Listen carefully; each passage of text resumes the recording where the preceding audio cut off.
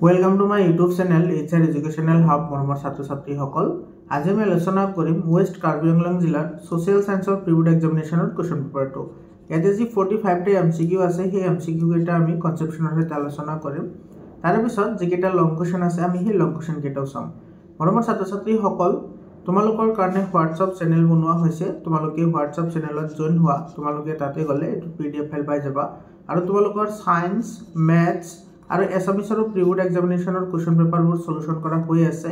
তোমালোকে যদি এইবোৰৰ পিডিএফ ফাইল লাগে তোমালোকে হোৱাটছআপ চেনেলতে পাই যাবা আৰু তোমালোকৰ যদি সলিউশন পিডিএফ ফাইল লাগে তোমালোকে সেইবোৰো পাই যাবা। মৰমৰ ছাত্ৰ-ছাত্ৰীসকল, দেৰি নকৰাকৈ আৰম্ভ কৰিছো আজিৰ ভিডিঅটো। এতে চোৱা 1 নম্বৰ প্ৰশ্নটো তোমাৰ কি কৈছে, এটো কেবিনেট মিশন ভাৰতলৈ আহিছিল। কেবিনেট মিশন ভাৰতলৈ কেতিয়া আহিছিল? এটো 1946 ত আহিছিল। তো বি নম্বৰ অপচনটো কি হ'ব? কাৰেক্ট অপচন হ'ব। 2 নম্বৰ প্ৰশ্নটো চোৱা কি কৈছে, ভাৰতীয় সংবিধান সভাৰ খচৰা সমিতিৰ অধ্যক্ষজন কোন আছিল? তেৰ শুদ্ধ উত্তৰ হ'ব এটো A number doctor B R. Ambedkar. ইয়াৰ পিছত 3 নম্বৰ প্ৰশ্নটো চোৱা, ৰাষ্ট্ৰসংঘৰ মানৱ অধিকাৰ আয়োগ গঠন কৰা হৈছিল। এটো কেতিয়া গঠন কৰা হৈছিল? এটো তোমাৰ 1945 চনত গঠন কৰা হৈছিল আৰু এটো তোমাৰ 16 নৱেম্বৰত গঠন কৰা হৈছিল। তোমালোকে ডেটটো মনত ৰাখিবা। ইয়াৰ পিছত 4 নম্বৰ কোৱেশ্চনটো চোৱা। 4 নম্বৰ কোৱেশ্চন কি কৈছে, ৰাষ্ট্ৰসংঘৰ বৰ্তমান সচিব প্ৰধান কোন হল? বৰ্তমানৰ কথা সুধিছে। ইয়াৰ শুদ্ধ উত্তৰ হ'ব এটো তোমাৰ এন্টোনিও গুটেৰেছ। 5 নম্বৰ কোৱেশ্চনটো চোৱা, ৰাষ্ট্ৰসংঘ দিৱস পালন কৰা হয়। ৰাষ্ট্ৰসংঘ দিৱস কেতিয়া পালন কৰা হয়? ৰাষ্ট্ৰসংঘ দিৱস 24 অক্টোবৰত পালন কৰা হয়। তো সি নম্বৰ অপচনটো কাৰেক্ট অপচন হয়। ইয়াৰ পিছত 6 নম্বৰ কোৱেশ্চনটো চোৱা। 6 নম্বৰ কোৱেশ্চনত কি কৈছে, আন্তৰ্জাতিক ন্যায়ালয়ৰ ন্যায়াধীশৰ সংখ্যা হ'ল? আন্তৰ্জাতিক ন্যায়ালয়ত মানে সৰ্বমুঠ কেইজন তোমাৰ কি থাকে? ন্যায়াধীশ থাকে, অৰ্থাৎ চিফ জাস্টিস থাকে। তো এটোৰ শুদ্ধ উত্তৰ হ'ব সি নম্বৰ, এটো 15 জন, এটো 15। সি নম্বৰ অপচনটো কাৰেক্ট অপচন হয়। ইয়াৰ পিছত 7 নম্বৰ কোৱেশ্চনটো চোৱা। 7 নম্বৰ কোৱেশ্চনটোত কি কৈছে, ৰাষ্ট্ৰীয় মানৱ অধিকাৰ আয়োগৰ সভাপতিজন হ'ব লাগিব। এটা অপচন কেইটা কি দিছে চোৱা, উচ্চতম ন্যায়ালয়ৰ এজন প্ৰাক্তন মুখ্য ন্যায়াধীশ, উচ্চতম ন্যায়ালয়ৰ এজন প্ৰাক্তন মুক্ত ন্যায়াধীশ, ভাৰতৰ উপৰাষ্ট্ৰপতি আৰু ভাৰতৰ প্ৰধানমন্ত্ৰী। তো ইয়াৰ শুদ্ধ উত্তৰটো হ'ব এ নম্বৰ অপচনটো, এটো retired chief justice of supreme court. 8 number কোৱেশ্চনটো চোৱা, অসমত এতিয়াও পৰম্পৰাগত বিনিময় প্ৰথা অব্যাহত আছে। এটো ক'ত আছে? এটো তোমাৰ জোনবিল মেলা। এটো জোনবিল মেলা হয়। এটো তোমাৰ এতিয়াও বিনিময় প্ৰথা প্ৰযোজ্য হয়। 9 নম্বৰ কোৱেশ্চনটো চোৱা, বিশ্বৰ সবাতোকৈ পুৰণি কেন্দ্ৰীয় বেংকটো হ'ল? পুৰণি মানে ওল্ডেষ্ট চেন্ট্ৰেল বেংক অফ ওয়াৰ্ল্ড। এটো তোমাৰ শুদ্ধ উত্তৰ কোনটো হ'ব? এটো ৰিস্ক বেংক অফ সুইডেন। এটো সুইডেনৰ, আচ্ছা সুইডেন আছে, তো সুইডেনৰ ৰিস্ক বেংক এটো। ইয়াৰ পিছত তোমাৰ 10 নম্বৰ কোৱেশ্চনটো চোৱা। 10 নম্বৰ কোৱেশ্চনত তোমাৰ কি কৈছে, ভাৰতীয় ৰিজাৰ্ভ বেংক স্থাপন কৰা হৈছিল। ভাৰতীয় ৰিজাৰ্ভ বেংক কেতিয়া স্থাপন কৰা হৈছিল? এটো হৈছিল 1935 ত। এটো সি অপচনটো কি হ'ব? কাৰেক্ট হ'ব। 11 নম্বৰটো চোৱা, নাবাৰ্ড গঠন কৰা হৈছিল।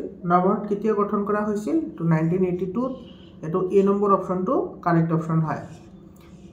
12 নম্বৰ কোৱেশ্চনটো চোৱা, এটা কি কৈছে, মুদ্ৰাৰ ক্ৰমবিকাশৰ দ্বিতীয় পৰ্যায়টো কি হয়? দ্বিতীয় পৰ্যায়ৰ কথা কৈছে।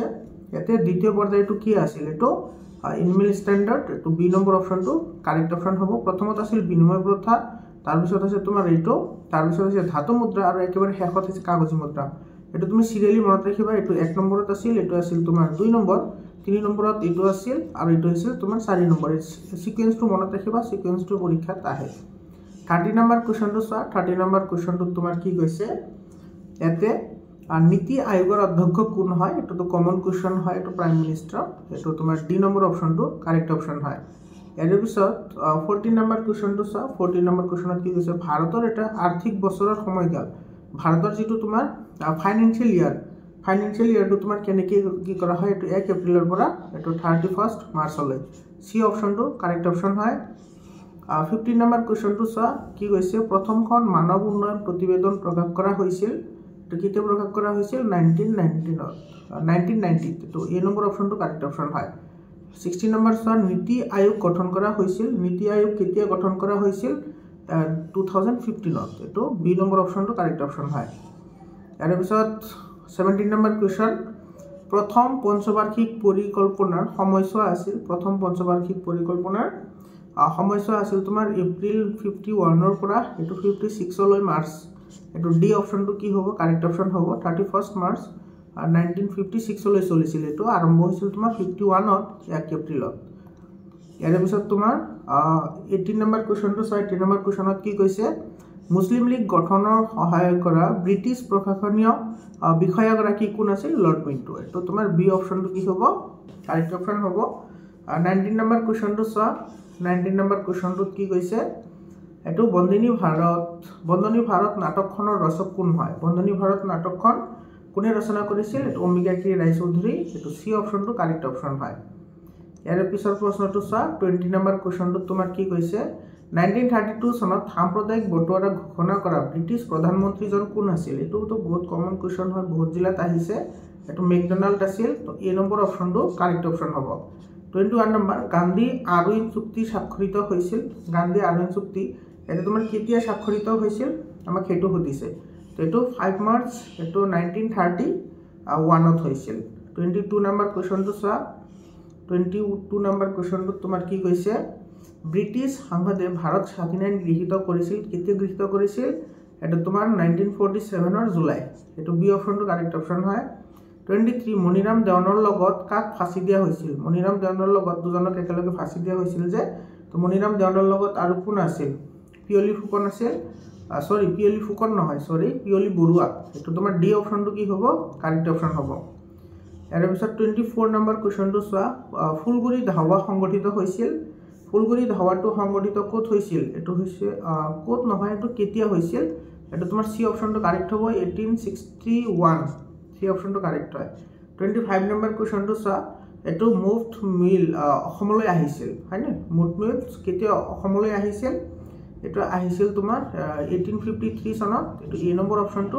কাৰেক্ট অপচন হয় 26 নম্বৰ কোৱেশ্চনটো 26 নম্বৰ কোৱেশ্চনত কি কৈছে আসাম এছ'চিয়েশ্যনৰ প্ৰথম বৈঠক 1905ত ক'ত অনুষ্ঠিত হৈছিল তো ইয়াৰ শুদ্ধ উত্তৰ হ'ব এটো তোমাৰ সি নম্বৰ ডিব্ৰুগড়ত হৈছিল এটো 27 নম্বৰ কোৱেশ্চনটো 27 নম্বৰ কোৱেশ্চনটোত কি কৈছে জোনাকিৰ প্ৰথম সম্পাদক কোন আছিল জোনাকিৰ প্ৰথম সম্পাদক আছিল চন্দ্ৰকুমাৰ আগৰৱালাদেৱ এটো তোমাৰ ডি অপচনটো কাৰেক্ট হয় 28 নম্বৰ অসমত বাংলা ভাষা কেতিয়া প্ৰচলন কৰা হৈছিল মানে বেংগলী যেটো ল্যাঙ্গুৱেজ আছে এটো কেতিয়া ইন্ট্ৰোডিউস হৈছিল আমাৰ অসমত এটো হৈছিল তোমাৰ 1836 ত এটো এ নম্বৰ অপচনটো কাৰেক্ট অপচন হয় 29 নম্বৰ কোৱেশ্চনটো 29 নম্বৰ কোৱেশ্চনটো তোমাৰ কি কৈছে আন্তৰ্জাতিক যোগা দিৱস কেতিয়া পালন কৰা হয় আন্তৰ্জাতিক যোগা ডে এটো তোমাৰ 21 জুনত এটো বি অপচনটো কাৰেক্ট অপচন হয় 30 নম্বৰ অৰ্থশাস্ত্ৰ ৰচনা কৰিছিল অৰ্থশাস্ত্ৰ কোনে ৰচনা কৰিছিল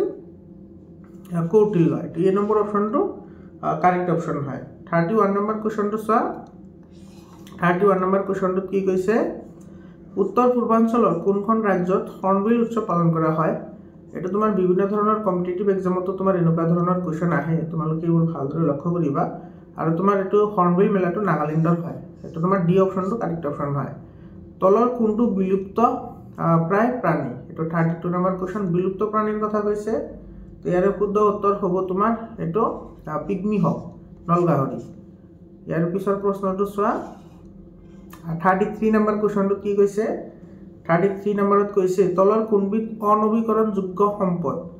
অনবীকৰণযোগ্য সম্পদৰ কথা কৈছে তেৰ বি অপচনটো কাৰেক্ট হ'ব নেচাৰেল গেছ এটো বি নম্বৰটো কাৰেক্ট অপচন হয় 34 নম্বৰ কোৱেশ্চনটো 34 নম্বৰ কোৱেশ্চনত কি কৈছে আধুনিক অৰ্থনীতি ভূগোলৰ পিতৃস্বৰূপ কোন হয় আধুনিক অৰ্থনৈতিক ভূগোলৰ পিতৃ তোমাৰ জৰ্জ চিজহম এটো এ নম্বৰ অপচনটো কাৰেক্ট হয় 35 নম্বৰ বিশ্ব পৰিৱেশ দিৱস পালন কৰা হয় বিশ্ব পৰিৱেশ দিৱস কেতিয়া পালন কৰা হয় এটো তো আমি সকলোৱে জানো এটো 5th জুন ইয়াৰ পিছৰ কোৱেশ্চনটো 36 নম্বৰ কোৱেশ্চনটো কি কৈছে মৰুকৰণৰ দ্বাৰা সৰ্বাধিক আক্ৰান্ত হোৱা মহাদেশখনৰ নাম কি মৰুকৰণ অৰ্থাৎ ডিজাৰ্টিফিকেশনৰ সহায়ত কোনটো আটাইতকৈ বেছি বেয়াকি হৈছে এফেক্টেড হৈছে এটো উত্তৰ আমেৰিকা এটো এ নম্বৰ অপচনটো কাৰেক্ট অপচন হয় 37 নম্বৰ তলৰ কোনবিধ সেউজগৃহ গেছ হয় তো ইয়াৰ শুদ্ধ উত্তৰ হ'ব কাৰ্বন ডাই অক্সাইড তো তোমালোকে সায়েন্সতো পঢ়ি আহিছা ইয়াৰ পিছৰ প্ৰশ্নটো 38 নম্বৰ কোৱেশ্চনটোত কি কৈছে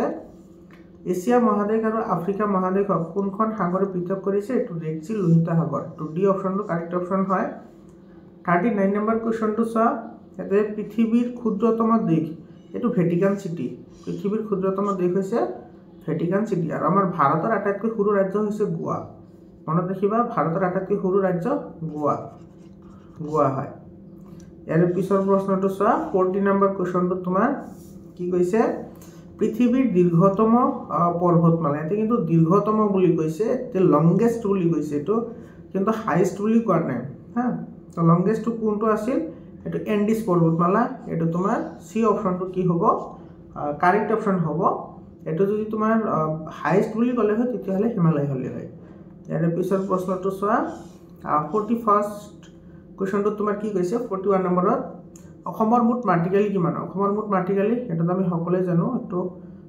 38348 বৰ্গ কিলোমিটাৰ হয়নে কত আছে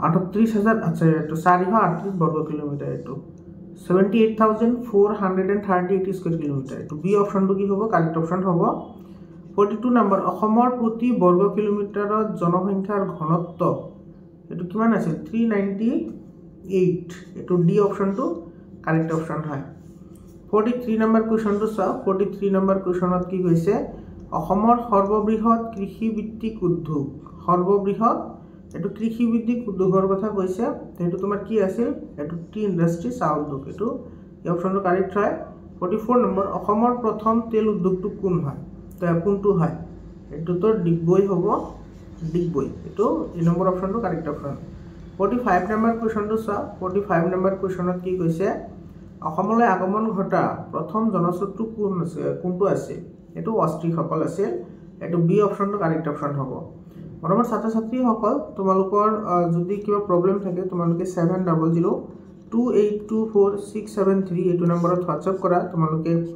যিকোনো সায়েন্স ম্যাথছ বা এছামিছৰে কোনো প্ৰবলেম থাকিলে তোমালোকে এতে সলিউশন পাই যাবা মৰমৰ ছাত্ৰ ছাত্ৰী সকল তোমালোকে ভিডিওটো কেনেকুৱা লাগিল তোমালোকে কমেন্ট কৰি জনোৱা তোমাৰ বন্ধুবৰ্গৰ সৈতে ভিডিওটো শেয়াৰ কৰা সায়েন্স আৰু ম্যাথছৰ তো কমপ্লিট কোৰ্স কভাৰ কৰা হৈছে ভিডিওবোৰ যদি চোৱা নাই তোমালোকে প্লেলিষ্টত গৈ ভিডিওটো চাই লোৱা আজিৰ কাৰণে এইখিনি আকৌ লগ পাম বেলেগ এটা ভিডিওলে ধন্যবাদ